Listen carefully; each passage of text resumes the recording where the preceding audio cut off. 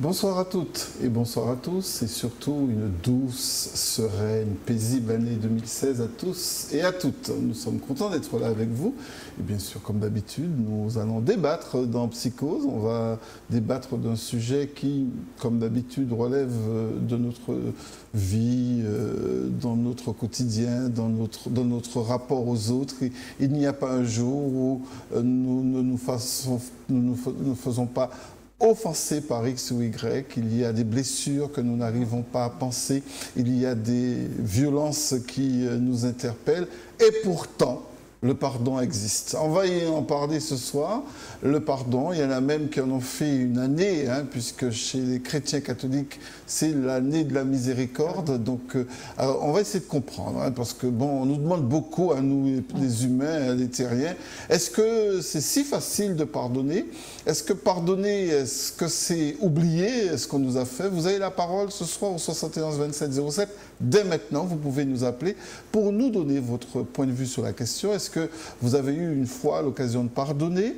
Est-ce que vous avez eu à être l'objet d'un pardon?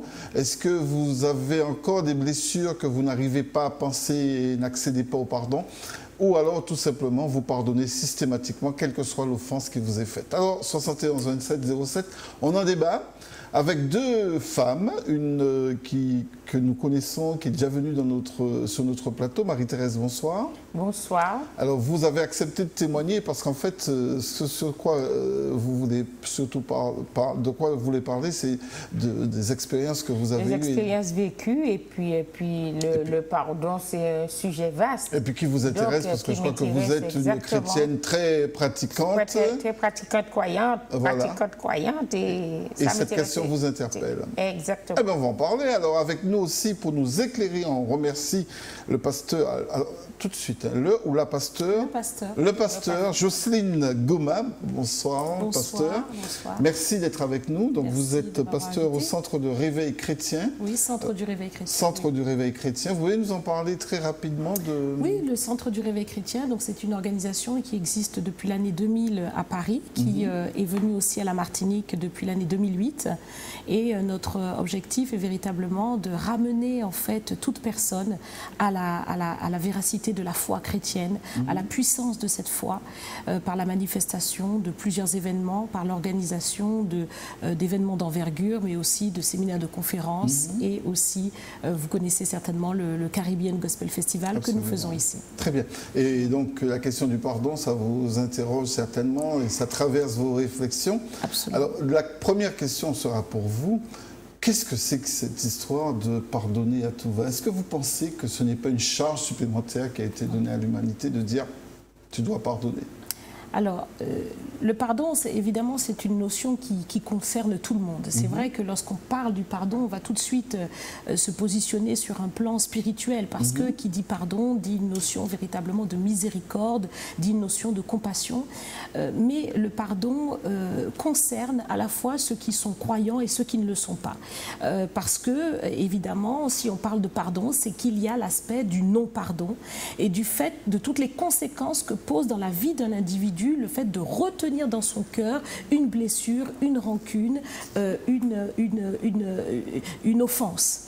Donc le pardon, c'est une notion qui remonte à loin, parce qu'effectivement, dans la parole de Dieu, il me semble véritablement que Jésus-Christ est véritablement celui qui a porté le message du pardon. Il est venu pour pardonner les offenses de l'humanité, et donc c'est lui en premier qui a véritablement donné cet ordre à l'homme. C'est un ordre qu'il donne à l'humanité en disant pardonnez à ceux qui vous ont justement, offensé. pasteur, justement, c'est une injonction. Et vous savez qu'une injonction, elle s'impose aux autres, mais avec parfois des contraintes. Est-ce que vous pensez qu'on peut y avoir aussi facilement accès à ce pardon? Le pardon, comme on l'entend... Est-ce que tout homme est disposé à pouvoir pardonner? Comme on l'entend, le pardon, qui est un ordre divin, le conseil du Seigneur Jésus lui-même, est effectivement, paraît quelque chose de difficile d'un premier abord. C'est un ordre, donc on peut vouloir ressentir le pardon, mais il faut d'abord réaliser que, comme c'est un ordre, il ne s'agit pas d'un sentiment, mais d'une décision. Et c'est là toute la différence. Et beaucoup de gens se disent « moi, je n'arrive pas à pardonner, je ne peux pas pardonner ». Mais c'est d'abord une décision avant d'être un sentiment. Donc c'est une démarche. Et quand on n'y arrive pas du premier abord, parce qu'il y a tout un enseignement, une philosophie ou une attitude de vie qui concerne le pardon, quand on n'y a pas accès directement, il faut accepter aussi de faire cette démarche. C'est un processus. Au début, on commence à y penser, on commence à réaliser l'importance du pardon dans sa propre vie, parce qu'on voit à quel point le non-pardon crée une réalité personnelle. J'espère qu'on en reparlera. Crée une difficulté personnelle. Et donc, vaut mieux pardonner, vaut mieux relâcher l'autre, vaut mieux. Et donc, on commence à y penser. Pour vous, c'est une sorte de libération. On se libère lorsqu'on pardonne. C'est une libération. Et premièrement, évidemment, pour celui qui pardonne. Bien souvent, on pense, en ne pas pardonnant, tirer vengeance de ce que l'on a vécu. Mais en réalité, la première personne qui est offensée lorsqu'on ne pardonne pas, c'est soi-même. D'accord. Alors, est-ce qu'on peut tout pardonner? Est-ce que vous, par exemple, Marie-Thérèse, vous êtes disponible pour pardonner toutes les offenses qui vous sont faites? C'est très difficile, hein? Oui, c'est très difficile. On ne peut pas pardonner toutes les offenses. Hein, on ne peut pas pardonner. Donc, l'injonction de Jésus, telle qu'en parle le pasteur Jocelyne, a ses limites, selon vous? Tout à fait, ça, c'est limite. On ne peut pas pardonner comme ça. C'est pas facile. Ah, Marie-Thérèse. C'est difficile. Donc, il faut déjà pour moi, faire un cheminement. Oui, c'est ce qui... Moi, je dis qu'il faut savoir cheminer pour pardonner. On ne pardonne pas du jour au lendemain. On va pardonner à son enfant qui a fait une bêtise. Ça, c'est vrai. Mais si vous êtes une femme trompée, battue, bafouée, vous allez pardonner facilement quoi? Non, je pense que... C'est bien ce que je disais tout à l'heure, c'est un processus. Quand on n'est pas enseigné sur ces choses, c'est difficile. Mais est-ce que pardonner, ce n'est pas exonérer l'autre de sa faute et de son offense et l'exposer à la récidive? Parce que, ok, je t'ai pardonné, donc... Exactement. Alors, je pense qu'il faut déjà replacer le pardon dans son contexte. Oui. C'est-à-dire qu'il y a toutes sortes d'offenses. Il y a toutes sortes d'offenses, il y a des choses... que l'on ne passe pas, parce qu'on a mis dans son esprit une limite au pardon. Donc déjà, prenons l'offense en question. Quelle est la limite de ce qu'un être humain peut supporter? Il y a toutes sortes de violences auxquelles on est exposé, toutes sortes d'offenses, des offenses verbales, des offenses physiques, des offenses, des tromperies, il y a toutes sortes des humiliations, il y a des viols, il y a des incestes, il y a des choses terribles qui peuvent se produire dans la vie d'un individu. Et donc, effectivement, en fonction de l'offense que l'on a subie, il va y avoir un processus qui va s'enclencher lorsque la personne va réaliser que ce que j'ai subi me nuit en réalité. Alors, pasteur, ça veut dire que quelle que soit l'offense, elles sont toutes éligibles à l'ordre de Jésus, c'est-à-dire qu'il faut pardonner. C'est-à-dire qu'il faut pardonner celui qui m'a violé, qu'il faut pardonner celui qui a tué mon enfant. Le pape avait pardonné celui qui avait voulu attenter à sa vie. Alors, et le pape lui a accordé le pardon et l'a fait sortir de prison. Oui. Alors, ça, c'est quelque chose. Hein? Alors, c'est vrai. Alors, il faut effectivement réaliser que lorsque on est face à une offense, on doit premièrement se positionner sur cette question. Veut-on obéir à cette parole de Dieu qui nous invite à pardonner notre prochain? Et pourquoi? Pourquoi? Parce que premièrement, effectivement, si l'on veut la présence de Dieu dans sa vie, si l'on veut marcher avec Dieu, si l'on veut être en harmonie avec Dieu et avec soi-même, eh bien, il faut passer par là. Dieu lui-même dit, si vous ne pardonnez pas à ceux qui vous ont offensé, moi non plus, je ne vous pardonnerai pas. Donc, l'accès à Dieu... L'excès de miséricorde qu'on lui connaît? Mais Dieu n'a pas un excès de miséricorde, il est miséricordieux. Il est miséricordieux. Et donc, il nous demande à nous d'être miséricordieux comme lui. C'est-à-dire que nous ne pouvons pas rechercher la miséricorde d'un Dieu que nous ne voyons pas si, entre nous que nous voyons, nous retenons nos péchés les uns aux autres.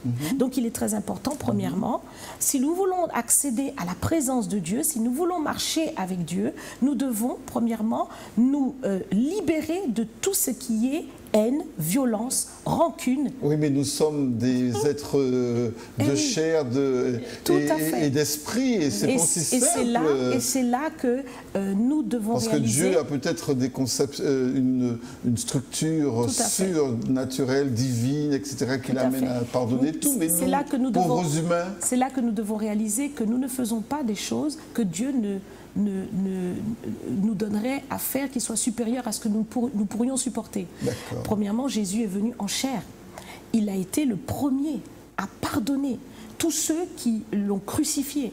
Sur la croix, lui-même, devant ses bourreaux, devant ceux qui le haïssaient, devant ceux qui crachaient sur lui, ceux qui l'ont battu de verge, il n'a qu'un seul cri, « Père, pardonne-leur, car ils ne savent pas ce qu'ils font. » Donc, Jésus trouve une circonstance atténuante à l'homme pour la gravité de ce qu'il commet. Mais pasteur, c'est Jésus. C'est Jésus, exactement. Avec sa dimension exactement, avec divine, sa dimension mais divine. Nous, humains, mais quand il était sur cette croix, il était dans sa dimension humaine, chose que beaucoup de gens ne réalisent pas. Oui. Il était dans une dimension humaine et c'est pourquoi il nous montre le chemin humain, c'est-à-dire ce que j'ai fait, vous pouvez le faire aussi. C'est ce qu'il dit. Et ensuite, fait, mais nous, il faut être courageux pour le faire aussi. Est-ce que vous seriez prête à pardonner l'assassin potentiel d'un de vos enfants? Pas facile, non. Je préfère dire non. Ne soyons pas hypocrites. Et pourtant, c'est une injonction. Moi, ce que je dis, dans ce que je comprends, dans ce que Marie-Thérèse dit, et beaucoup de gens le partagent, ce n'est pas humainement facile. D'accord. C'est pas facile humainement. Il faut être courageux pour pardonner. Je dirais plus loin, il faut avoir l'esprit de Dieu. Il faut avoir l'amour de Dieu. En tout cas, on va poursuivre ce passionnant débat et je vous remercie parce que c'est parti vraiment de façon passionnante. Nous avons une première personne au 71 27 07. Bonsoir. Bonsoir, on vous écoute. Bonsoir, monsieur Fred Gava. Bonsoir, monsieur. Christian de la Guadeloupe. Christian de la Guadeloupe. Bonne année, Christian. Plein de bonheur. Toi aussi, beaucoup de santé, monsieur Fred. Oui, merci. Eh bien, je voulais intervenir sur ce sujet. Parce qu'on parle beaucoup de Dieu et je constate qu'en Martinique, en Guadeloupe, on fait beaucoup de CD, de DVD pour vendre, pour faire de l'argent sous le nom du Seigneur. D'accord, c'est facile. Moi, je vois ça tous les jours. J'ai un certain journaliste de la Guadeloupe, un animateur de télé, le premier Guadeloupe qui avait dit que certains se servent de Dieu pour faire de l'argent. Ça, je l'ai vu actuellement, je le vois. Bon. Je voulais intervenir, la dame qui est à votre droite là. Bonsoir, mesdames. Bonsoir, monsieur. La dame qui est à côté de vous, à votre gauche, votre bras gauche. À ma gauche, c'est laquelle? Parce que, comme celle que vous voyez, n'est pas forcément... Je voulais lui poser une question. C'est au pasteur ou à Marie-Thérèse? Au pasteur, d'accord. Parce que moi, personnellement, je ne crois pas en l'homme. Vous savez, quand je ne vais pas être trop long, vous savez qu'en Amérique, on a tenu plus de 300 moines qui avaient le sida. Et en Guadeloupe, là où je suis, on a tenu des prêtres qui faisaient tant de choses. Je crois que le pape avait demandé pardon. Le premier pape, là, celui qui est mort. Et celui actuellement. Je voudrais poser une question au pasteur. Si elle a un enfant, une fille, elle n'a pas peut-être d'enfant, mais si elle a une fille, et on viole sa fille, on la tue, est-ce qu'elle pardonne? C'est ça que je voulais savoir. Parce que moi, j'ai été marié, j'ai vécu des choses atroces sur ma santé. J'ai pardonné et je n'ai jamais oublié. D'accord. Ça aussi, on va revenir sur... C'est très bien, cette notion. J'ai pardonné, mais je n'ai pas oublié. Christian, vous êtes resté là, restez avec nous. Le pasteur va vous répondre sur sa capacité elle-même à pouvoir... Alors, chacun là, si nous parlons sur le plan personnel, chacun a été confronté d'une manière ou d'une autre. Je n'entends pas bien ce qu'elle dit. Hein. J'ai dit chacun, d'une manière ou d'une autre, a été confronté au besoin de pardonner. Je dois faire remonter votre truc que je n'entends pas. Oui, non, il ne faut pas qu'elle touche, mais il faut surtout qu'au niveau de la régie, on nous aide. Bien, voilà, chacun a été, d'une manière ou d'une autre, confronté personnellement à la nécessité de pardonner. Et donc, sur un plan personnel, j'ai eu des expériences qui m'ont amené à devoir pardonner. Le problème, il n'est pas là. Moi, aujourd'hui, je suis pasteur et je ne peux pas, en tant que pasteur, prêcher ou enseigner des choses que je ne pratique pas.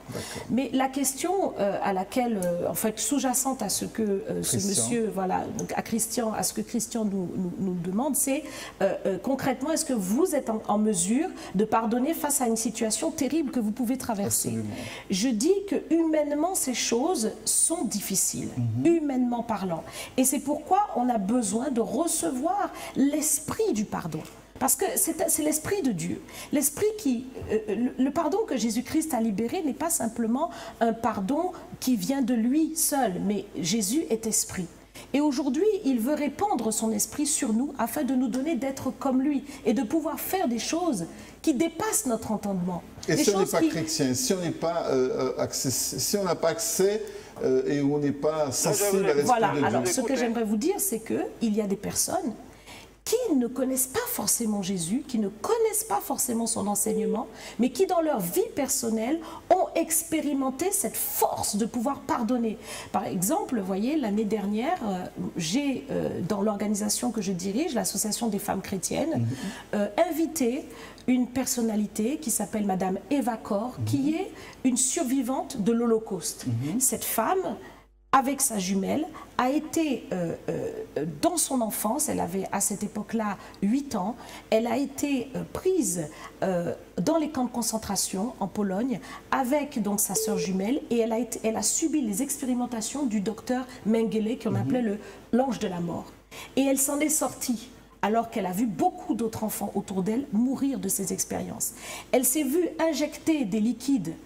Elle a vu devant elle des enfants que l'on a coupés en deux et dont on a voulu faire des siamois, coupés par les organes, recousus devant elle, mourir en 3 jours. Elle a vécu ces choses terribles. Sa sœur a subi par conséquence de toutes les injections que ce docteur a fait, le cancer à cause de ce qu'elle s'était vue injecter. Cette femme, à un moment donné de son âge, a réalisé qu'il fallait qu'elle pardonne.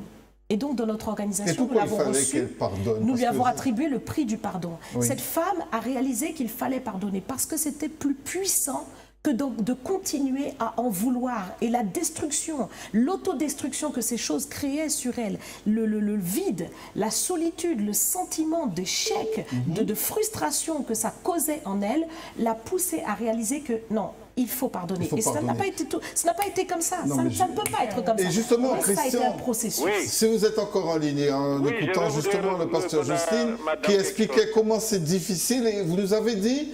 J'ai été Vous m'entendez? Oui, bien même.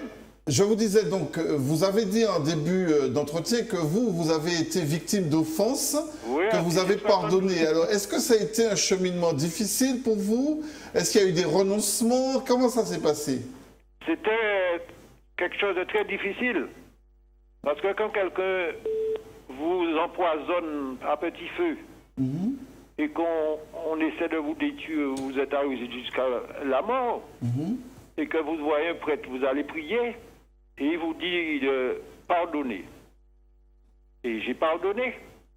Mais ça va faire 35 ans, je n'ai jamais oublié. Oui. Ça agit sur ma santé. Mais tout ce qu'a dit la dame, le pasteur, je suis d'accord avec elle, mais les hommes ne sont pas faits en série. Il faut savoir que l'autre a pardonné, mais il ne pardonne pas du tout. D'accord. Même si je suis croyant. Et depuis que vous avez pardonné, est-ce que... J'ai le nom du Christ 2 fois, Fred, je m'appelle Christine Christ. J'ai le 2 fois le Christ en moi. Je pardonne, j'ai la foi, mais si une personne me donne un coup de pied, alors là, je pourrais lui donner son coup de pied. Après, on va se pardonner. Ce pardon que vous avez attribué à l'autre qui vous a offensé, est-ce que maintenant vous permet d'être dans une relation apaisée avec cette personne? Est-ce que vous retrouvez... Oui. Vous lui parlez On est en bon terme, oui. Je le rends service, on parle, je suis très bien avec. Mais je n'oublie pas. Très bien. On la voit tout le temps, on est en bon terme, on s'en parle, on se dit bonjour. Mais je n'oublie pas ça chaque fois que je la vois. Mais je l'ai pardonné. Très bien, merci beaucoup, Christian. Si je n'avais pas pardonné, Fred, je ne lui ai pas parlé. Oui, c'est vrai. Des rancunes, je ne lui ai pas pardonné. Bonne soirée, mesdames et messieurs. Merci, Christian, d'être venu. Et puis un grand salut, un petit clin d'œil à la Guadeloupe. Alors pardonner, c'est soulager son cœur aussi. Son cœur est soulagé parce qu'il a pardonné. Absolument. C'est nécessaire. C'est nécessaire. Mais il y a une notion sur laquelle j'aimerais revenir par rapport à ce que Christian disait. Il dit j'ai pardonné, mais je n'ai pas oublié. Alors. Oui. Et ça se dit souvent. Ça se dit souvent. Alors. Il y a le pardon selon Dieu et le pardon selon les hommes au quotidien. Donc déjà, selon Dieu, ce que la Bible nous enseigne, c'est que lorsque Jésus nous pardonne, parce que nous avons besoin du pardon de Dieu, nous avons besoin de laver notre conscience de tous les péchés que nous pouvons commettre. Et quand nous venons à Dieu pour lui demander le pardon, imaginez maintenant que Dieu puisse nous dire « Je pardonne ce que tu fais, mais je n'oublie pas ». Nous ne serions pas dans le véritable pardon de Dieu. Le pardon, selon Dieu, Dieu lui-même le dit, j'ai effacé tes transgressions. Pour l'amour de moi, je les ai jetées dans la mer de l'oubli. Le Seigneur lui-même efface, il les efface comme un nuage. C'est-à-dire qu'il ne veut plus que ni dans le ciel, ni sur la terre, ni sous la terre, ni quelconque être humain, ni quelconque démon ne puisse placer devant lui le péché qu'il a expié. Sauf que, pasteur, nous avons une mémoire réelle. Attendez, moi déjà je vous parle de Dieu. Et là, pour Dieu, le pardon, c'est un oubli. Oui. Voilà, c'est-à-dire que nous pardonnons et Dieu, quand il nous regarde, il ne nous regarde plus selon nos péchés. Il a pardonné, il ne nous regarde plus selon nos péchés, il nous regarde selon le sang de Jésus-Christ versé, qui parle mieux selon lui, parle mieux que celui d'Abel, c'est-à-dire qui crie miséricorde. Voilà. Donc le Seigneur nous regarde comme ça. Et maintenant, le Seigneur veut nous transmettre la vraie notion du pardon, qui est différente de celle dont Christian nous parlait, je pardonne mais je n'oublie pas. Qu'est-ce que c'est? Quand tout homme nous dit je pardonne et je n'oublie pas, c'est tout à fait humain, c'est-à-dire je ne te retiens plus rancune par rapport à ce que tu m'as fait. Mais je n'oublie pas qu'un jour tu m'avais fait du mal et donc, eu égard à ce mal que tu m'as fait, je me positionne différemment vis-à-vis de toi. Je ne vais plus t'accorder toute ma confiance, je ne vais plus t'accorder peut-être l'amitié que je pouvais te donner. On va changer le rapport, la relation parce que maintenant, j'ai compris qui tu es. Voilà.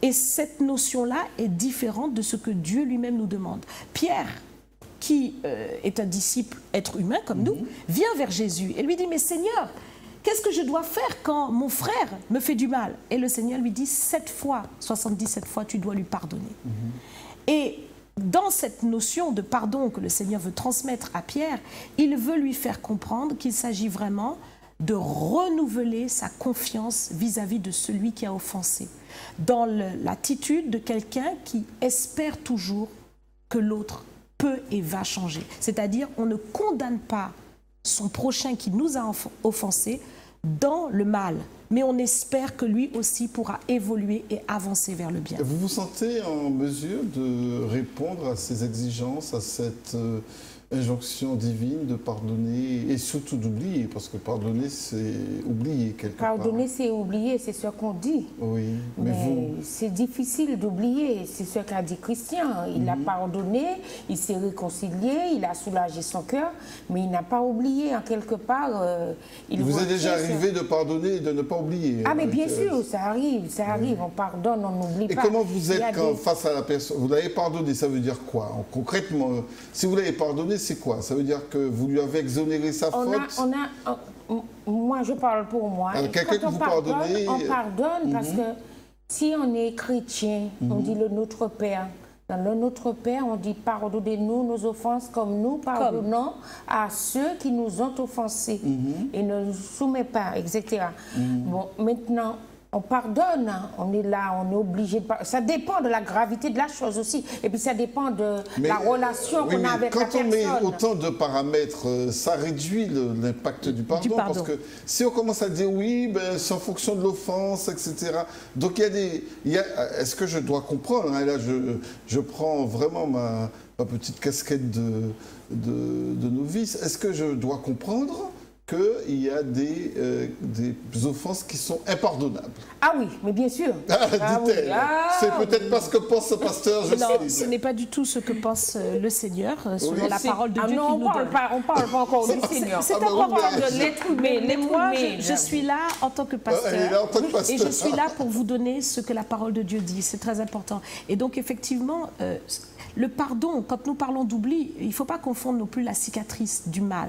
C'est-à-dire qu'on ne peut pas confondre le fait de pardonner et de renouveler sa confiance à quelqu'un qui est véritablement le fait de donner toujours à la personne la possibilité de s'améliorer et le fait d'avoir subi une douleur et d'avoir soi-même un processus qu'il faut achever de cicatrisation.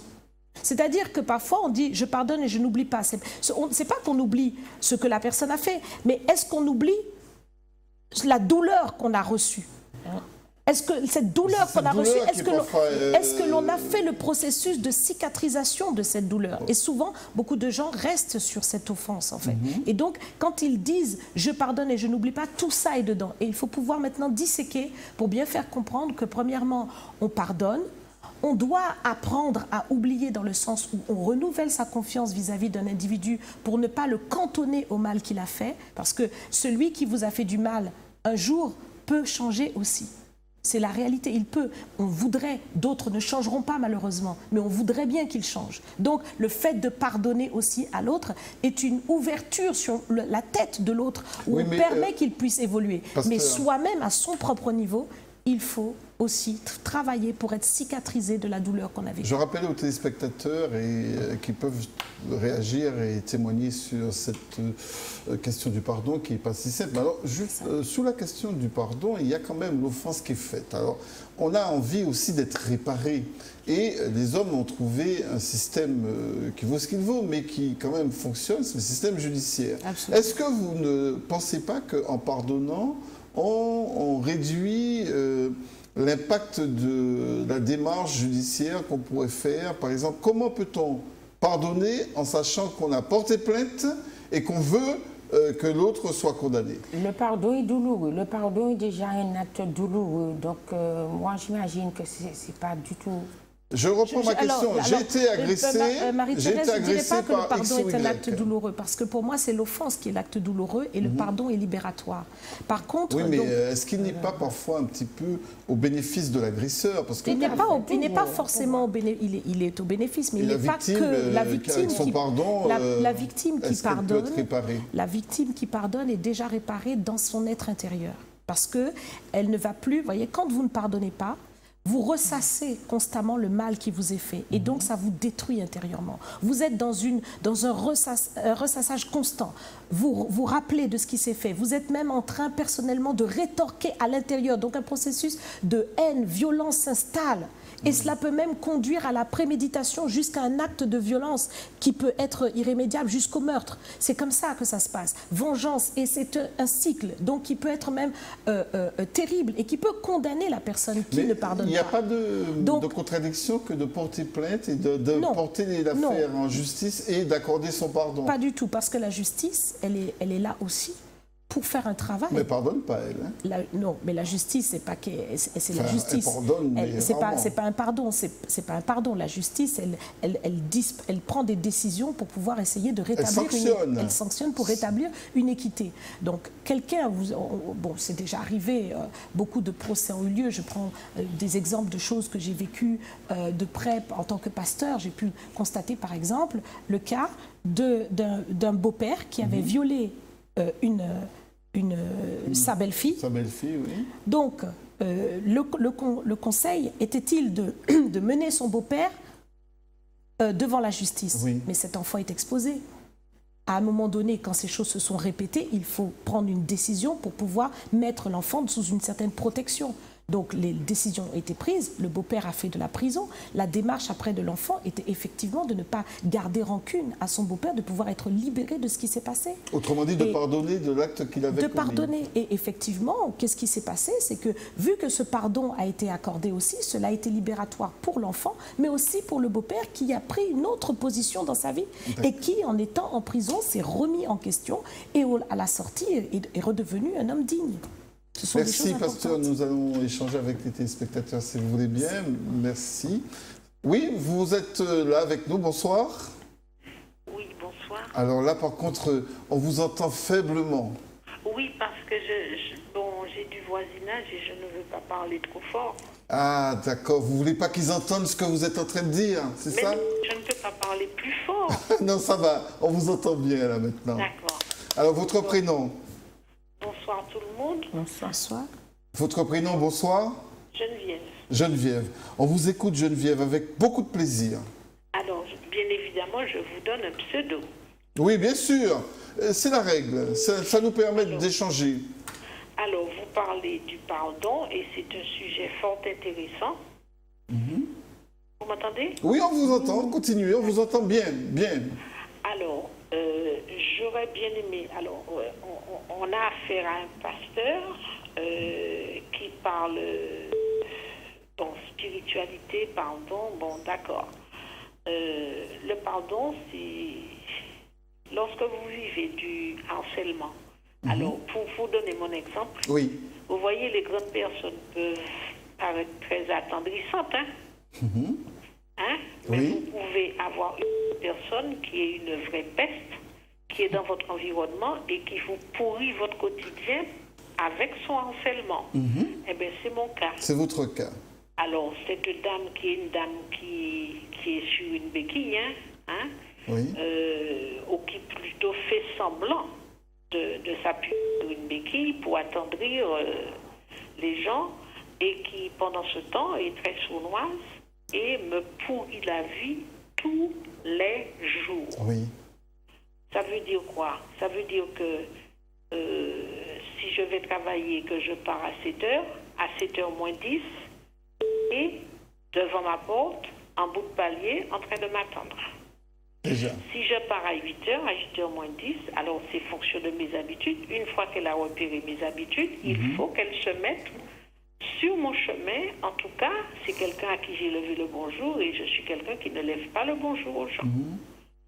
Alors, c'est pourtant une dame qui va à la messe tous les dimanches, qui certainement va se communier auprès du prêtre. Elle se fait tenir la main pour l'accompagner, pour qu'on la conduise à la messe. Mais ça fait 8 ans que ça dure. 8 ans qu'elle vous harcèle, 8 ans qu'elle vous offense. Oui, 8 ans qu'elle me harcèle.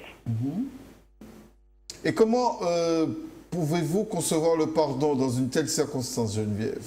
Eh bien, écoutez, je n'arrive pas. C'est une dame, je lui en veux terriblement, et c'est peut-être l'une des personnes à qui j'en veux le plus dans ce que je sais. D'accord. Alors, vous imaginez, nous n'avons pas du tout le même âge, nous ne sommes pas de la même génération. C'est une dame que je saluais bien, cordialement. Je compatissais même parce que quelquefois je la voyais avec sa béquille, et puis j'ai découvert que c'est un monstre derrière ça. C'est une dame de par sa profession, probablement elle a travaillé dans les champs, visiblement elle tenait un bar, donc c'est une dame de commérage, et bon, c'est pas... Je ne suis pas du tout quelqu'un de commérage. Donc, je suis personnelle, je fais mes affaires, je lui ai levé le bonjour parce qu'elle m'a fait des méchancetés. Mais dites-moi, vous n'avez pas porté plainte? Vous avez laissé les choses se dérouler en l'état, comme ça? Bah, écoutez, vous portez plainte contre personne. Vous savez, vous avez toute la population qui va vous dire oui, mais c'est une bonne personne. Et surtout, vous avez été à bien vous mettre parce qu'on va vous dire que c'est une personne vulnérable. Donc, à la limite, elle est plus victime que bourreau, quoi. Elle passerait pour. Voilà, c'est ça, voilà. Et vous, dans ces cas-là, il n'est pas question. Hein. J'ai l'impression que là, Geneviève, la question du pardon, là, elle peut toujours courir, hein, la petite dame, mais il n'y aura pas de pardon, hein, c'est ça? Alors là, je vous dis, j'ai une foi inébranlable, je crois en Dieu. Vous êtes chrétienne. Et voilà. je m'appuie sur Dieu. Mais je vous dis franchement, j'ai déjà fait toutes les prières possibles que cette dame se trouve sur ma route, rien n'y fait. Alors, c'est du harcèlement. Et donc, qu'est-ce que vous pouvez faire? Alors, on va rester en ligne avec nous, Geneviève, parce que votre expérience, très douloureuse, je le reconnais, est intéressante de ce point de vue, parce que, voilà, Geneviève, elle est en permanence comme ça, confrontée en permanence. La blessure est permanente, et là, malgré tout, elle est aussi elle-même exposée à l'injonction divine. Oui, et beaucoup de gens se retrouvent dans le cas de Geneviève, confrontés à cela au travail. Une personne est là qui vous tourmente au quotidien. Bon, ce sont des choses qui... Sauf que si c'est... Allô? Oui, allez-y, Geneviève. Si c'est une personne qui a votre âge, hein, qui vous harcèle, à la limite, bon, pour pas parler brutalement, vous pouvez lui mettre le poing dans la figure. Mais il se trouve que c'est une personne âgée, donc vous voyez un peu la perversité de la chose. Oui, on comprend le contexte. Alors, on va écouter justement. On comprend tout à fait le contexte, mais bon, je ne conseille à personne d'aller jusque-là. Donc, effectivement, dans le cas de Geneviève, elle est confrontée à cette situation et pour elle, la barrière qui lui interdit de répondre ou de se manifester vis-à-vis de cette personne, c'est son âge et tout ce que ça représente dans la société. Mais Geneviève, le point, puisque vous avez dit que vous êtes croyante, c'est vraiment que vous devez vous positionner vis-à-vis de la parole de Dieu. Qu'est-ce que la parole de Dieu dit? Si vous êtes croyante, vous êtes dans une démarche où vous avez besoin de plaire à Dieu. Et ça, c'est essentiel dans votre vie. Donc, le croyant est dans une démarche au présent, au quotidien, de croire dans ce que Dieu est et aussi dans ce qu'il dit. Si vous voulez accéder à Dieu et obtenir le pardon de Dieu pour vous-même, vous devez pardonner à ceux qui vous offensent. Vous ne pouvez pas contourner cette parole-là. Parce que Dieu dit que si vous ne pardonnez pas de tout votre cœur aux hommes le mal qu'ils vous font, Dieu non plus ne vous pardonnera pas. Donc, vous avez besoin du pardon de Dieu. Et c'est pourquoi je dis que tout être humain, et croyant particulièrement, doit vraiment prendre conscience qu'il ne peut pas être à la fois prochain de quelqu'un et juge de quelqu'un. Nous ne sommes pas les juges des uns des autres. Le seul juge, c'est Dieu, qui lui peut nous juger. Donc quand nous sommes dans la démarche de pardon, nous nous plaçons vraiment dans le fait de réaliser qu'un tel me fait du mal, mais moi aussi, je peux faire du mal aux autres. Mais moi aussi, j'ai mal aussi. Est-ce que... Mais je peux faire du mal aussi aux autres. Quand Geneviève a mal, elle n'a pas la disposition, pasteur, de pouvoir dire « Ok, je réponds à cette injonction divine de pardonner ». Parce qu'elle souffre. Et c'est là, comme je le disais, qu'il faut accepter d'aller au pied de Dieu pour recevoir l'esprit de la réconciliation, l'esprit du pardon, qui nous donne de transcender au quotidien de ce qu'on voit. C'est une puissance, c'est Dieu. Donc ça dépasse les limitations humaines. Et là, Dieu ouvre notre cœur, Dieu ouvre notre esprit pour nous faire comprendre des choses qu'humainement parlant, on n'aurait pas compris. Et à ce moment-là, on a une force vraiment surhumaine pour pouvoir pardonner à ceux qui nous ont offensés. Je peux le témoigner parce que personnellement, je l'ai vécu, j'ai pu me retrouver dans des situations où, face à des choses que j'ai pu vivre, qu'on a pu faire contre moi, il a fallu que je puisse me tenir dans la prière pour demander à Dieu cette force de pardonner. Et c'est une force qui vient. C'est ce qu'elle fait, Donc c'est pour ça que nous disons depuis le départ que c'est une démarche, c'est un processus, voilà. Ça ne vient pas d'un coup comme ça, mais en se plaçant devant Dieu, Dieu vous remplit au fur et à mesure, il vous fait comprendre des choses. Et aussi, Dieu dit de prier pour ses ennemis. Tout à fait. Et ça, c'est très important. Oui, mais c'est un accès de générosité. Prier pour ses ennemis, c'est compliqué quand même. Oui, c'est ce qu'il dit. Oui. Il dit, vous ne me voyez pas, vous m'aimez et vous devez obligatoirement aimer celui qui vous fait de la peine, celui qui vous fait souffrir. Vous êtes encore avec nous? Donc, priez pour celui qui vous fait souffrir. Quand il nous dit de prier pour nos ennemis, c'est dans la prière pour nos ennemis que nous obtenons la force de leur pardonner. Ça veut dire qu'on prie pour eux. Dieu voilà. Me débarrasse de cette dame. Voilà. Ça, c'est pas une prière. Ça dure 8 ans, Geneviève. Donc, j'espère que vous allez bien faire votre prière pour que, effectivement, Dieu puisse vous exaucer. Parce que là, tel que vous priez, ça risque de durer encore plus longtemps.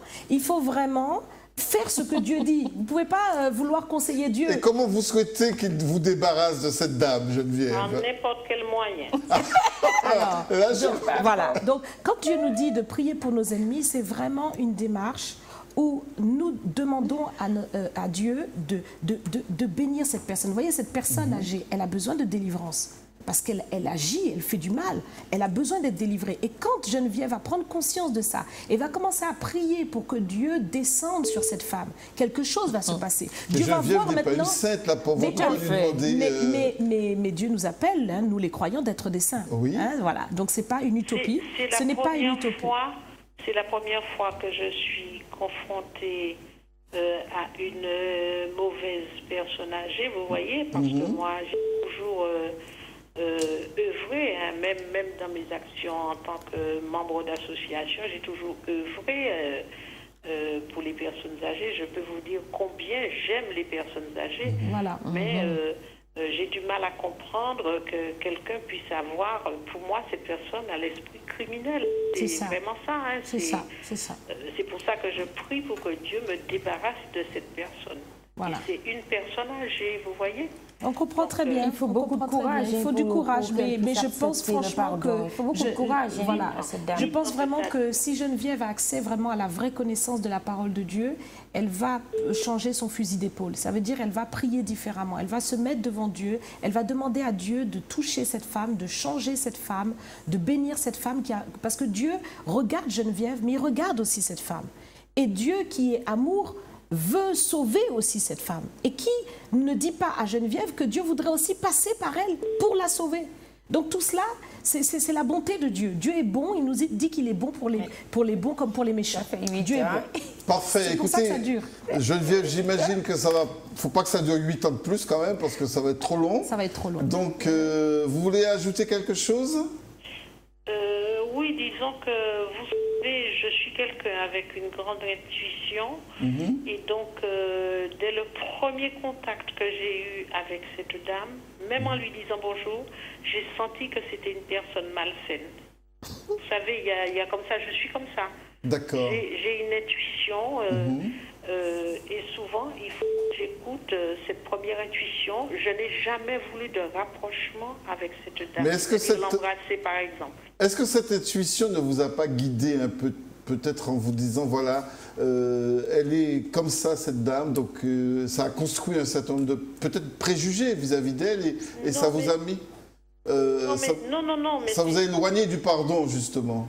Non, mais c'est quelqu'un qui, d'entrée, a eu vis-à-vis de moi, justement, des préjugés. Vous voyez, parce que il y a des gens comme ça qui ne supportent pas que vous soyez à vos affaires. D'accord. Quand je dis à vos affaires, ça veut dire que vous dites bonjour à tout le monde, et donc vous êtes aimable avec tout le monde, mais ça ne leur suffit jamais. Ils veulent toujours...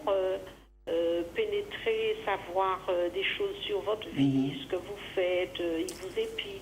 Alors, moi, je sens, je vais vous dire, ce que je déteste le plus et qui, de toute façon, tue la société martiniquaise, c'est le macrélage. Alors, dès que je me rends compte que les gens essayent de parler des autres personnes, ils ne peuvent pas le faire avec moi. Parce que je peux vous parler de la société, de la politique, de la géographie, de la philosophie, de plein de choses. Mais je n'ai pas le temps à m'occuper de ce qui se passe dans la vie des gens. Et donc il y a des personnes qui n'aiment pas que vous ayez ce comportement. Dont cette femme en particulier. En tout cas, merci beaucoup Geneviève d'être venue témoigner. On a beaucoup apprécié votre franchise et votre détermination. Et surtout la clarté de votre position. Merci beaucoup. Merci, c'est moi. Et puis, allez, bon courage. Merci. Merci Geneviève, allez, bon courage. Au revoir. Allez, au revoir, merci d'être venu. Vous voyez que, écoutez, malgré ces belles paroles que nous buvons avec beaucoup de plaisir, celles que vous êtes en train de nous donner, pasteur, la réalité, quand elle nous attrape, quand on a, par exemple, notre bourreau qui est à la porte de notre maison et qui constamment nous rappelle notre offense, pardonner, ça devient quand même... difficile. Voire peut-être inaccessible. C'est pas inaccessible, c'est ce qu'on dit depuis le début, comme je vous ai dit, et cette personne à qui nous avons attribué le prix du pardon en est un exemple. C'est une personne qui ne connaissait pas Dieu comme nous le connaissons, nous les croyants chrétiens, mais pourtant elle a fait cette démarche de pardon. Le pardon est quelque chose de tout à fait faisable, c'est pour l'homme que le Seigneur l'a donné, c'est pas pour les animaux, c'est pour l'homme. Donc c'est important pour nous de réaliser que le pardon est nécessaire, c'est vital. C'est vital, les conséquences du non-pardon sont très, très graves. Si aujourd'hui vous voyez que des gens se lèvent... Le pardon est vital, c'est pas facile, il faut... C'est pas facile, on ne dit pas que c'est pas facile, on ne peut pas rester sur le constat. On ne peut pas rester sur le constat, on sait que c'est pas facile. Mais est-ce qu'on va rester sur le constat que le pardon est difficile? Il faut qu'on aille plus loin maintenant. Il faut qu'on réalise que si je ne pardonne pas, cela va me ronger. Ça va créer de la dépression, cela va créer de l'autodestruction, cela va créer des maladies. Parce qu'on se met dans une position difficile soi-même lorsqu'on ne pardonne pas. Donc c'est là les conséquences. Et soi-même, on peut rentrer dans une logique de destruction et de destruction de son prochain lorsqu'on ne pardonne pas. Les meurtres, par jalousie, les crimes passionnels. Mais en Martinique, c'est le lieu où on sait toutes ces choses qui se produisent. Est-ce que le pardon ne nous met pas face à nos limites vis-à-vis justement de cette parole de Dieu, ces injonctions divines? Est-ce qu'il n'y a pas un moment où on se dit, bon ben là c'est la limite, je peux pas, je peux plus, je peux pas écouter ce qu'il se dit parce que je pourrai jamais moi? Je vais vous dire, je vais mourir, mais je ne vais pas pardonner. Vous savez, c'est la dureté du cœur de l'être humain qui crée cette réalité-là. C'est-à-dire que Dieu veut véritablement que l'homme soit vraiment à l'écoute et comprenne qu'il n'a pas été créé pour cette haine-là. Que la haine, la colère n'a pas été faite pour l'homme. Et même, par exemple, dans les couples, aujourd'hui, le non-pardon entraîne le divorce. Et ce sont des choses que l'on voit au quotidien. Les gens accumulent au fur et à mesure des années. C'est comme une saturation à un moment donné. Les années passent et puis à un moment donné, on se dit trop, c'est trop. Et on passe à une autre phase où on ne veut plus persévérer. Donc, les conséquences du non-pardon sont graves. Elles sont graves. Après, ce sont des familles qui sont détruites. Quand les familles sont détruites, il n'y a plus le socle de la société qui est en place. Et les jeunes qui grandissent dans des familles éclatées n'ont plus de repères. Donc, quand ils n'ont plus de repères, ils sont nourris non plus par l'amour d'un foyer équilibré, mais ils sont nourris par la haine, par les frustrations. Et quand ils grandissent eux-mêmes, ils se tournent vers la drogue, vers la violence. Donc c'est un cycle. Le pardon est vraiment important. Quand le pardon revient au cœur même d'une société, c'est toute une société qui est rebâtie. Donc, on y reviendra justement, parce on y reviendra. Est-ce qu'il faut pardonner Koulibaly d'avoir par exemple assassiné Mélissa? Mais posez la question, posez la question aux familles qui aujourd'hui sont confrontées à ces choses. Oui. Quand vous voyez que les familles sont confrontées à ces choses, tout ce qu'il leur reste, c'est le malheur de l'être perdu. Oui. Ils sont dans une désolation pas possible. Et si ils gardent rancune encore à celui qui a commis ces choses, mais c'est ajouter de la douleur à la douleur. Est-ce que le non-pardon va ramener l'enfant perdu? Non. Non. Donc le non-pardon va ne faire que rendre encore plus cruciale la douleur. Mais on est parfois amené par un sentiment de vengeance. Voilà, et ça ne sera pas du jour au lendemain. Ces personnes ont besoin d'être entourées. Ils ont besoin d'être encadrés. Très bien, on en parlera justement de cet encadrement dont vous parlez, parce que là aussi, il y a peut-être des choses à dire, mais il y a quelqu'un qui nous attend et qui veut prendre part au débat. Bonsoir. Oui, bonsoir. Votre prénom? Mon prénom, c'est Franck. Franck. Oui. Alors, bonsoir Franck, soyez le bienvenu. Oui. C'est-à-dire, si je voulais ajouter, donc, tout être humain a déjà fait quelque chose pour, disons, faire du tort à un autre. Normalement. Est-ce que vous pouvez parler à plus haute voix pour que nous puissions bien comprendre ce que vous êtes en train de nous dire, qui a l'air très intéressant et très important, Franck? Je vous ai dit, normalement, tout être humain, nous les hommes, on a déjà fait quelque chose qui n'est pas parfait, peut-être pour faire du tort à l'autre. Oui, c'est ce que disait le pasteur. Il faut pardonner. Le pardon, c'est hein. Et est-ce que vous arrivez, Franck, à pardonner facilement? C'est-à-dire, oui, je peux pardonner, mais comme... Pardonner, mais... J'ai entendu mais au début, je n'oublie pas, c'est comment il fait. Mais comme, en tant qu'humain, il y a toujours quelque chose qui s'est déjà produit. Même moi, peut-être j'ai déjà fait et une autre personne du tort, sans penser que je le fais du tort. Oui. Alors, donc, c'est ça que je voulais dire. Et puis, dans la société où on vit, exactement comme la dame vient souligner, c'est-à-dire les gens n'aiment pas te voir simple et bien. C'est-à-dire, dès qu'on te voit bien ou simple, on a toujours quelque chose à dire, on a toujours quelque chose à faire. Mais effectivement, il faut mettre Dieu, il faut prier Dieu. Si on n'a pas Dieu en soi, on ne peut pas être bien et on ne peut pas être bien à l'intérieur. Et pour être bien à l'intérieur, il faut avoir Dieu, effectivement. Parce qu'il faut toujours... Il faut savoir que, quel que soit au travail, quel que soit dans la rue, on dira toujours quelque chose de ce qu'on fait, le travail qu'on fait, si peut-être c'est pas bon, ou moi je ne sais pas. Il y aura toujours quelque chose à y ajouter. Et je remarquais aussi, je l'ai remarqué, c'est plutôt les gens qui vont à l'église qui font ça aussi. Les catholiques. Oui. Qu'est-ce qu'ils font les catholiques? C'est-à-dire qu'ils vont à l'église, mais on dirait que, et pourtant, je ne crois pas que c'est les prêtres qui les enseignent, ces gens de là, c'est de surveiller les gens et perpétuellement, et essayer de faire du tort. Si peut-être on ne peut pas faire du tort direct, on le fait indirect, c'est-à-dire on envoie des gens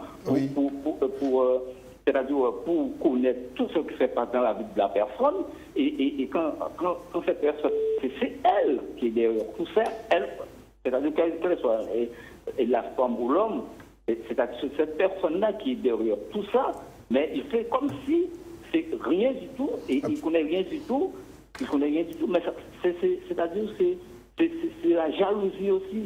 Alors je reviens au sujet, Franck. Vous disiez tout à l'heure, oui, il m'arrive de pardonner, mais, vous avez mis un mais, je n'oublie pas.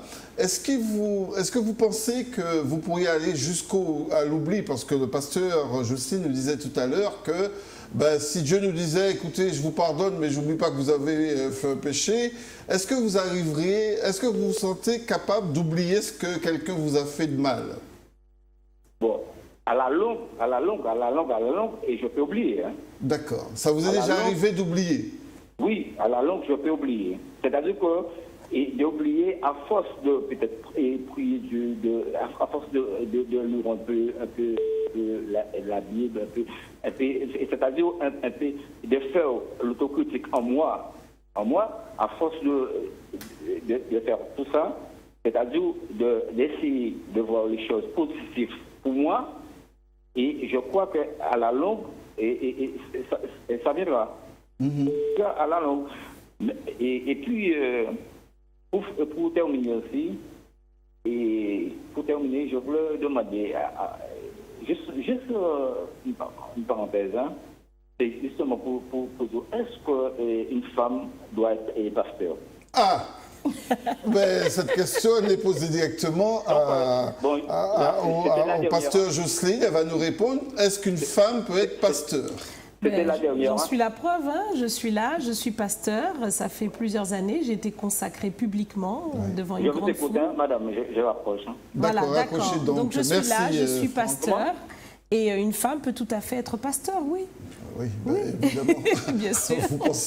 Vous imaginez que je pense comme vous. Voilà. Parce qu'en fait, une femme peut être pasteur, comme d'ailleurs une femme pourrait être prêtre. Mais ça, c'est encore un autre débat. Voilà, le Vatican ne le permet pas pour le moment. On pourrait espérer que ça évolue, mais en tout cas, dans le domaine des protestants, on peut être pasteur. Oui, bien sûr. Ouais. Mais ça fait combien d'années? Je suis pasteur aujourd'hui depuis de très longues années. Ça fait depuis 2000. Donc ça fait 15 ans. Très bien. Donc Franck, vous savez, dans les églises protestantes, les femmes peuvent être pasteurs depuis déjà de longues années, hein, quelles que soient les églises, même chez les anglicans. Absolument. Je crois que dans l'église anglicane, chez les protestants, les femmes peuvent être pasteurs. Les femmes sont pasteurs. Voilà. Alors on revient à notre... Chez les catholiques, non. Et oui, voilà. Pour l'instant, c'est encore un peu plus difficile. Mais bon, peut-être que ça viendra, on ne sait pas. Voilà, avec le temps. Il faut laisser le temps au temps. Absolument. Ce temps qui permet d'oublier. Alors, mais, pasteur... Oublier, il faut bien précisez-moi ça, parce que... Voilà, il faut bien préciser. Comme je le disais, il faut pas... Les gens disent quand même, parce que vous disiez, oui, il faut aller jusqu'à l'oubli de... Voilà, quand je dis oublier, c'est dans le sens, quand Dieu oublie nos péchés, ça veut dire qu'il nous renouvelle la confiance qu'il a en nous, hein, de nous laisser avancer dans notre foi, de nous laisser lui appartenir et devenir des saints. Donc ça, c'est le perfectionnement que Dieu veut atteindre en nous. Et quand il nous dit d'oublier, c'est le même sens, c'est-à-dire on renouvelle sa confiance vis-à-vis de son prochain. Maintenant, l'oubli par rapport à la douleur qu'on a vécue, c'est quelque chose de différent. Donc il ne faut pas confondre. On a été blessé, il faut un processus de cicatrisation à l'intérieur pour véritablement, au fur et à mesure, laisser Dieu nous guérir. Hein. Il guérit les cœurs blessés, justement. Ça se il est là pour ça. Pas tout seul. C'est ce que je disais. Le temps est un facteur important. Il faut parfois et de l'aide aussi. Il faut de l'aide. Il faut de l'encadrement spirituel. Il faut de l'encadrement parce que... psychologique aussi quand même, pasteur. Je veux bien vous l'accorder, mais... Ah, ne me l'accordez pas. Il s'agit de trauma et ça peut être... Je vous l'accorde, mais pour moi, je vois une limite. Je vois une limite, c'est-à-dire que dans la psychologie, on essaye de donner des clés à l'autre pour trouver, hein, si je puis dire, le déclic intérieur qui va lui permettre de se relever. Donc voilà, c'est la limite de la psychologie, parce que si la personne ne trouve pas le déclic... ses douleurs aussi, et d'apaiser ses douleurs. Mais si la personne n'arrive pas à trouver ces clés-là, on l'accompagne en fait dans sa douleur. Donc c'est là, nous dans notre démarche en tant que pasteur spirituel... Alors, comment vous faites? Dites-moi. Comment nous faisons? Eh bien, nous encadrons la personne par l'enseignement, parce que l'enseignement délivre. Le Seigneur dit, vous connaîtrez la vérité et la vérité vous affranchira. Donc il faut que la personne connaisse la vérité sur lui-même, la vérité sur son prochain, la vérité sur Dieu.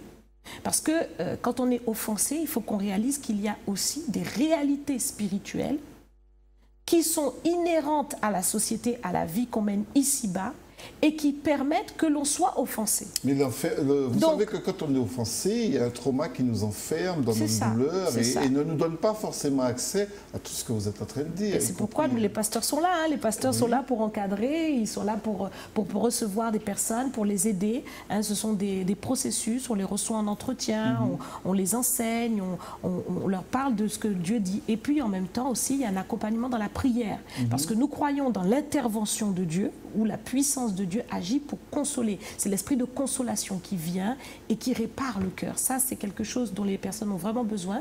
Et il y a l'entourage, c'est-à-dire le fait d'être entouré, soutenu, qu'on ne soit pas seul dans sa douleur, mais qu'on puisse sentir vraiment l'amour des proches qui véritablement vont vous porter dans les temps difficiles, dans les temps de blessures, pour pouvoir les surmonter. Vous décrivez un monde extrêmement...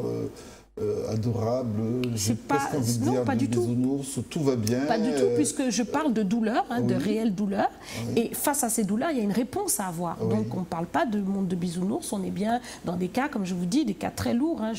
Tous les jours, nous sommes confrontés à des cas très lourds. Je pense que vous connaissez le CRC Action Sociale et Humanitaire, où nous faisons face à des personnes qui se retrouvent rejetées par la société, rejetés par leurs proches, rejetés par la vie, parce que ils ont fait naufrage et à un moment donné, ils se sont perdus dans la drogue, perdus dans l'alcool. Donc nous faisons un travail sur ces personnes-là.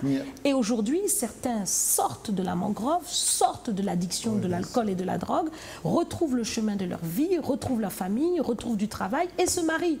Donc ce n'est pas un monde de bisounours, on est bien dans le concret, dans la réalité. Sauf que quand on est, je reviens à nouveau sur l'offense, quand on est offensé, quand l'autre m'a blessé, je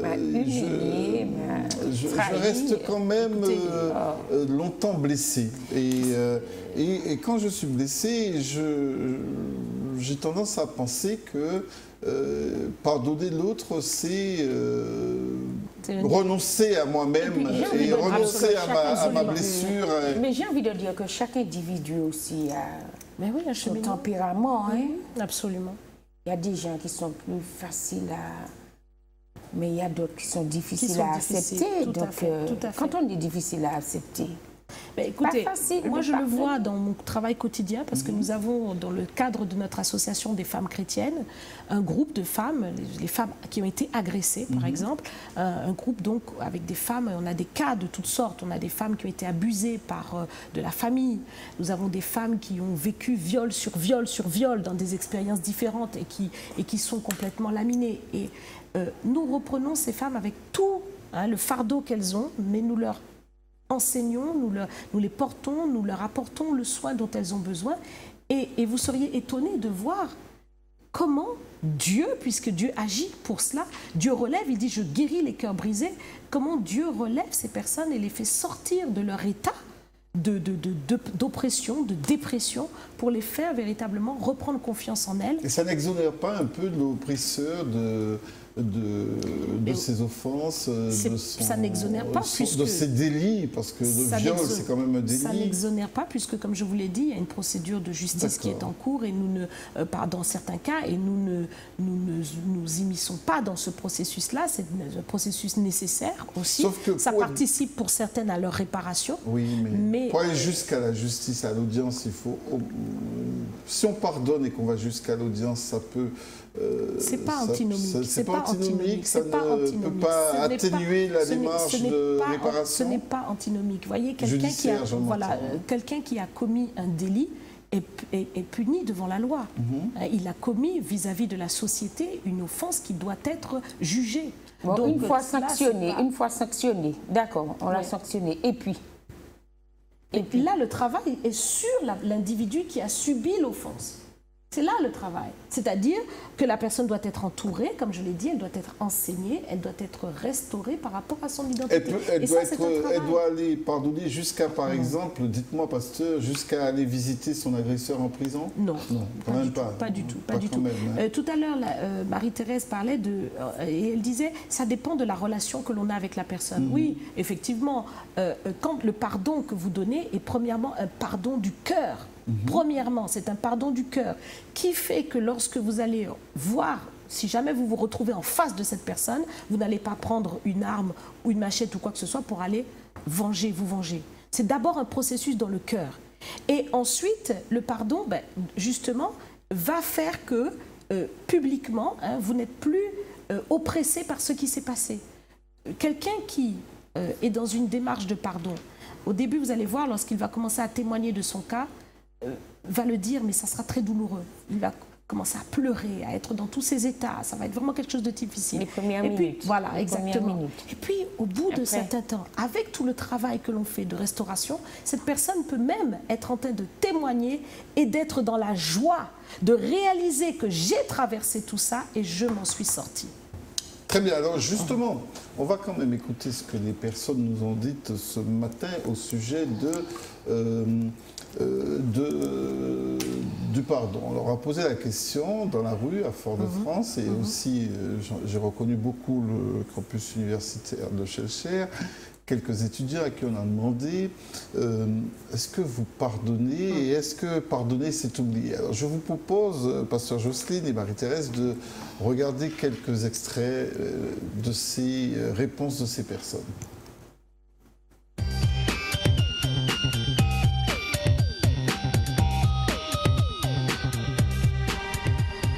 Est-ce que pardonner, c'est oublier?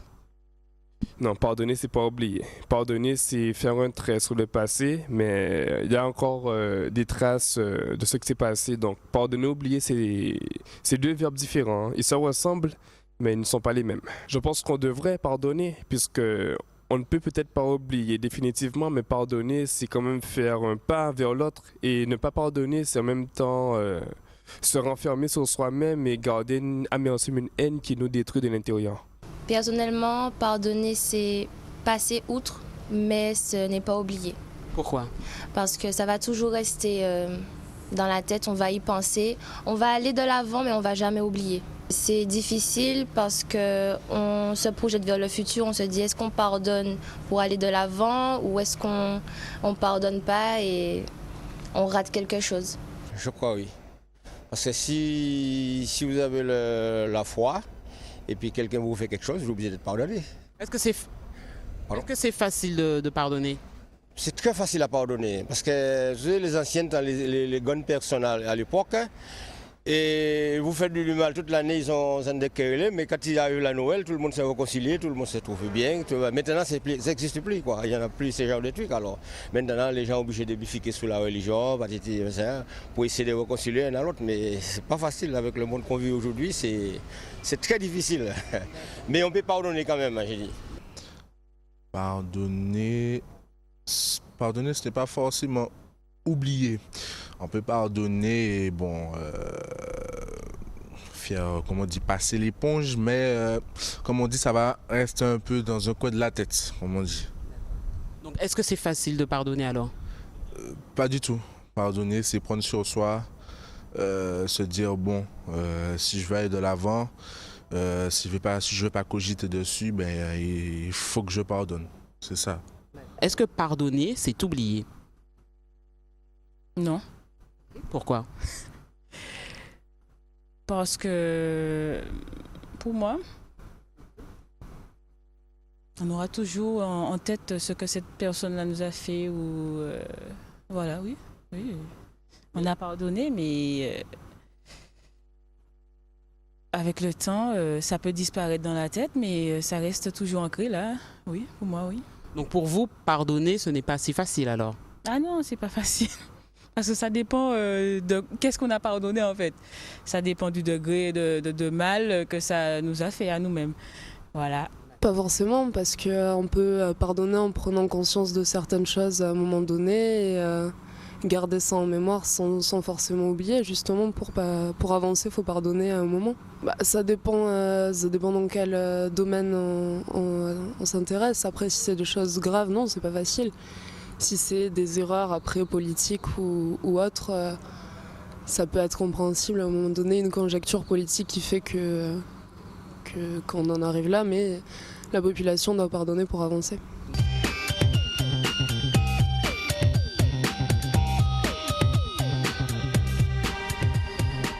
C'est intéressant et ça revient toujours. Hein. Je pardonne, je n'oublie pas, ça reste dans la mémoire. Oui, parce qu'il y a quelque chose, et c'est ce que j'ai dû comprendre, c'est que le cerveau, lui, à ce niveau-là, il est irrésistible. Hein. Ça se stocke en mémoire. Se stocke en mémoire, mais c'est la souffrance qui est en mémoire. Et le pasteur dit, il faut pardonner. C'est la souffrance qui est en mémoire. C'est la souffrance. C'est la souffrance qui est en mémoire. On retient ce qu'on a vécu et on ne peut pas l'oublier. Ça, c'est une réalité. Mais en termes d'oubli, il faut comprendre par rapport au pardon que la notion de l'oubli, c'est pas la même notion. Hein, quand nous y réfléchissons, il ne s'agit pas d'avoir tout d'un coup une mémoire effacée ou d'avoir une perte de mémoire par rapport à ce qui s'est passé. Non, pas du tout. Quand nous parlons de l'oubli, c'est vraiment dans le sens de renouveler la confiance que l'on a vis-à-vis de la personne. Et nous devons toujours nuancer par rapport effectivement au mal que l'on a subi et au danger qui pourrait encourir encore. C'est-à-dire, vous pouvez être face à un individu dangereux vis-à-vis de vous qui est dans dans une menace en fait qui est continue. Et face à ça, effectivement, vous pardonnez, en renouvelant votre espoir que cette personne puisse évoluer, mais vous savez aussi comment, par sagesse, vous devez vous tenir pour ne plus vous exposer à une douleur ou à une souffrance. Vous savez qu'il y a des situations des familles qui ont été offensées dans des générations antérieures et qui ont transmis le non-pardon. Donc ça se transmet, le fait de ne pas pouvoir pardonner. Comme si, tout compte fait, le non-pardon était plus accessible aux humains que le pardon lui-même. Tout à fait. Vous savez, j'ai écrit parmi les différents livres que j'ai écrits, un livre qui s'intitule « Briser les liens générationnels ». C'est-à-dire qu'on a une histoire, on a une famille, on n'est pas sorti des choux, on a un père, on a une mère qui eux-mêmes ont eu une histoire, des familles, donc des générations passées qui ont eu une histoire. Mais à un moment donné, il faut que nous-mêmes, nous soyons en mesure d'écrire notre propre histoire. Et pour cela, il faut pouvoir s'affranchir des liens du passé, des liens générationnels. Hein, on ne perd pas le bon héritage, mais on retire le mauvais héritage. Et ça, c'est très important à un moment donné de sa vie, de faire cette démarche qui est aussi spirituelle et indiquée dans la Bible, de briser toute espèce de joug, dont ces jougs générationnels-là, où des choses mauvaises ont pu nous être transmises par nos parents, dont le non-pardon, dont la rancune, dont l'amertume, dont, vous savez, des familles qui sont, nous, on ne parle pas à telle famille.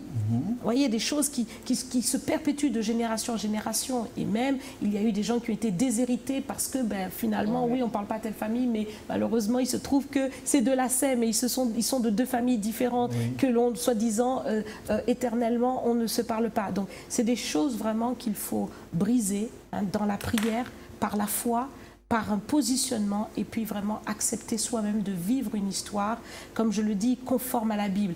Ce n'est pas inaccessible, ce n'est pas utopique, c'est un positionnement, c'est une foi. Rassurez-moi, pasteur, on n'est pas obligé d'être chrétien pour accéder au pardon, parce que cette injonction divine, c'est l'injonction de Dieu selon les chrétiens, mais on peut être dans d'autres croyances et ne pas avoir du tout de croyance carrément, et pouvoir aussi pardonner. Comme je vous l'ai dit tout à l'heure, je vous ai présenté l'exemple de cette dame, Eva Kor, qui se présente comme une femme athée. Elle est athée. Qui se présente comme une femme athée, pourtant elle a vécu dans un foyer, ayant la foi juive.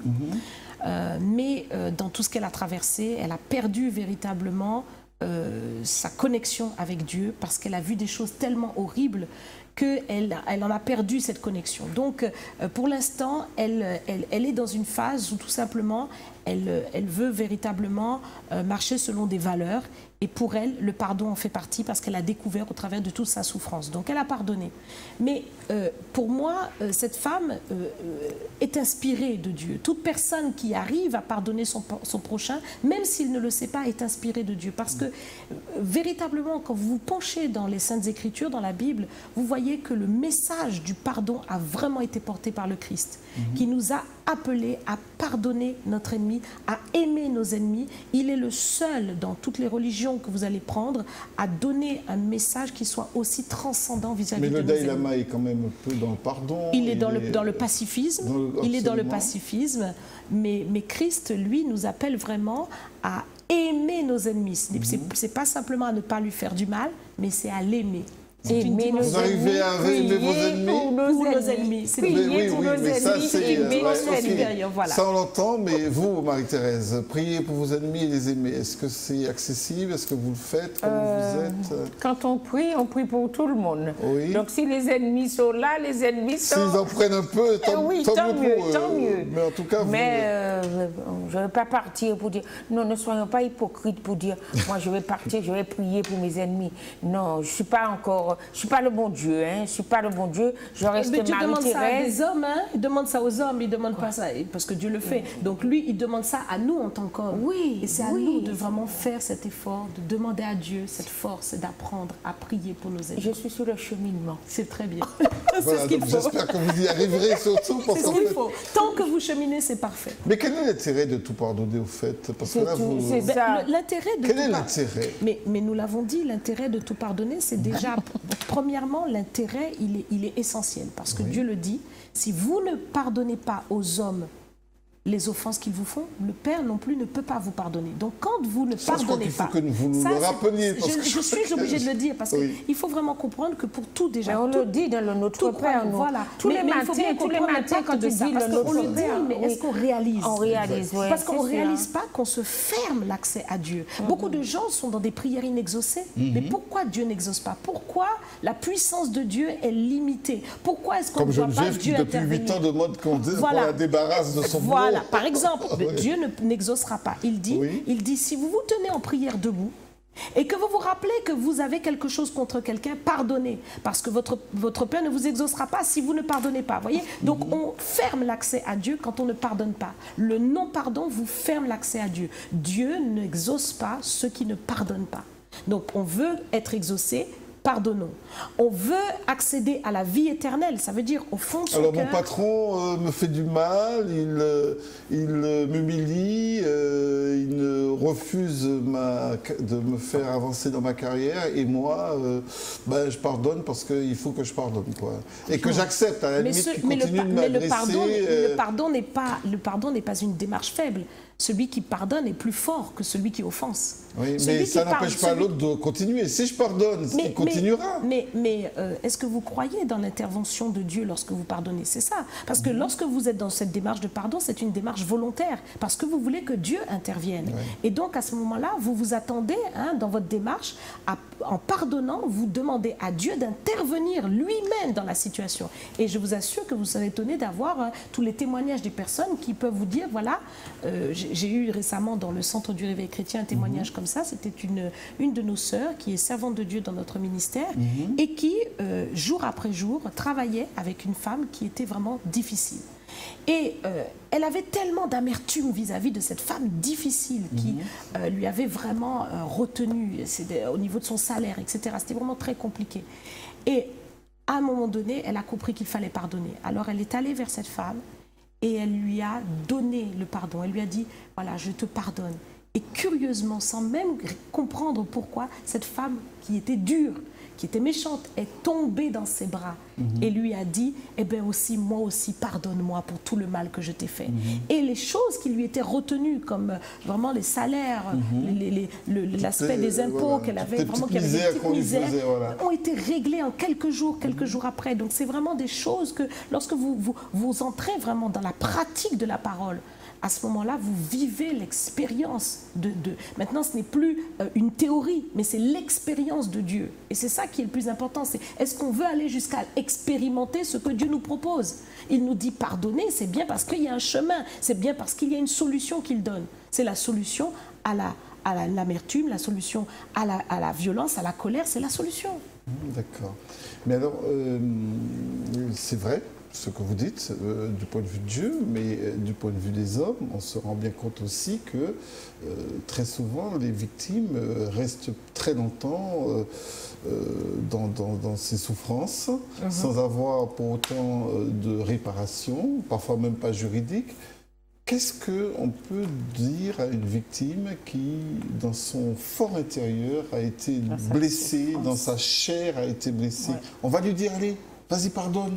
Vas-y, c'est Dieu qui te le demande. Alors, et puis ça va guérir, pasteur. Non, vous voyez, quand vous abordez quelqu'un qui est blessé, ce n'est pas la première chose que vers laquelle vous devez l'amener. C'est pour ça que je vous dis, il faut que les gens soient encadrés. Parce que dans un premier temps, vous n'allez pas dire à quelqu'un qui vient de subir une offense, pardonne, ça va aller. Ce n'est pas comme ça qu'on aborde quelqu'un. Il faut d'abord fortifier la personne. Et la personne a besoin d'être consolée. La personne a besoin de sentir l'amour. Donc c'est un processus. On la fortifie par l'amour, on la fortifie par la présence des autres. Parfois, ce n'est pas des paroles, parce qu'il y a à un moment donné un niveau de souffrance où on ne peut même pas entendre les paroles des autres. Donc il faut être là simplement. Il faut montrer qu'on soutient la personne. Et ensuite, quand la personne arrive à un temps, parce que le temps aussi travaille, où elle peut entendre, il faut laisser aussi la personne exprimer sa souffrance, où la personne va pouvoir se confier, dire combien elle a mal. Et quand cette personne exprime sa souffrance, on peut point par point revenir sur chaque chose qui lui fait mal pour lui dire, voilà, maintenant ne pense plus comme ça, pense comme ça, ne t'enferme plus de cette manière, mais ouvre ton esprit et réalise que tout ne s'arrête pas à ce que tu as vécu. Tout ne s'arrête pas à ce que tu as souffert. Qu'en toute chose, malgré la douleur que cela peut engendrer, il y a un plan de Dieu derrière. Vous voyez, par exemple, Eva Kor, dont je parlais tout à l'heure, aujourd'hui, je suis allée en Pologne, ce prix lui a été remis, et quand elle était là, elle disait, je ne vois pas, on était dans les camps de concentration, et elle disait, aujourd'hui, lorsque j'y vais, c'était autrefois la douleur. C'était autrefois terrible, c'était autrefois douloureux, ça me faisait mal. Je n'ai plus retrouvé, toute ma famille a été décimée. Je ne peux plus, pour moi, lorsque j'y vais, j'essayais au départ de retrouver mes parents. Maintenant, quand j'y retourne, je sens la victoire. Je sens la victoire. Ça veut dire qu'elle sent qu'elle a pris le dessus sur ces choses. Voyez, donc il y a un processus. Mais Eva Kor est une femme exceptionnelle. Elle est une femme exceptionnelle. Mais elle est un exemple. Elle est un exemple. Elle est un exemple qu'on doit suivre, parce que lorsqu'on voit Eva Kor, on se dit, si cette femme a su pardonner à ses bourreaux, qui suis-je moi pour ne pas pardonner à un tel qui m'a mal parlé, qui m'a fait ceci? Parce que la plupart du temps, c'est ça. Vous entendez bien ça, Marie-Thérèse? Premièrement, c'est ça. Ça veut dire, quand vous voyez, elle a subi des choses graves. Bon, la plupart, il y a des cas exceptionnels. On a parlé tout à l'heure du cas de notre chère, Clarissa, qui est décédée dans des situations vraiment terribles. Oui. Mais la plupart du commun des mortels, c'est pas ça qu'il vit. La plupart du commun des mortels, c'est un tel m'a mal parlé, un tel a fait Kembois, un tel a fait ceci. C'est ça qu'on vit en Martinique, par exemple. On vit des choses aussi lorsqu'il y a des familles qui sont endeuillées par rapport à des violences pas possibles entre jeunes, des choses comme ça. Mais il y a des situations qui sont quand même mineures. Mais quand on voit la radicalité des cœurs, la dureté des cœurs pour une parole. Je me souviens, je suis allée un jour à la poste. J'arrive à la poste et une dame demande, s'il vous plaît, est-ce que vous pouvez m'aider à déplacer ma voiture? Lorsqu'elle a dit cette parole, elle a demandé, est-ce que vous pouvez déplacer ma voiture? Et un homme a entendu ce qu'elle a dit. Et il était tellement, comment dire, pour lui, il a pris ça à la blague. Il dit, ah, c'est en madame qui l'a, où ils ont nous déplacer l'auto, là, c'est en madame, pas ça conduit. La dame est rentrée dans une rage telle, je vous dis une rage, que je n'ai jamais vu une femme rentrer dans une rage pareille, pour faire comprendre à cet homme qu'elle a voulu le remettre à sa place. C'est pour vous dire à quel point nous pouvons être dans un degré de colère et de haine. Au-dedans, il y a des non-pardons. Au-dedans, cette femme a certainement subi offense sur offense. Quel est le risque du non-pardon? C'est ce que je suis en train de vous dire. Le risque, c'est une escalade de violence. D'accord. C'est une escalade et nous le vivons à la Martinique aujourd'hui. Les gens sont en colère, les gens sont sous pression. Les gens peuvent, parce que vous l'avez cogné, il sort son coutelas dans le coffre. Parce que les gens sont sous pression. Comme si le pardon n'était pas accessible. Comme si le pardon n'est pas accessible. Un tel vous doit, je ne sais pas combien d'euros, vous êtes prêt à le tuer parce qu'il vous doit de l'argent. La colère est montée à un niveau. Et vous pensez qu'on peut régler ça par une voie quelconque, y compris par l'explication L'évangile du Seigneur Jésus s'appelle l'évangile de paix.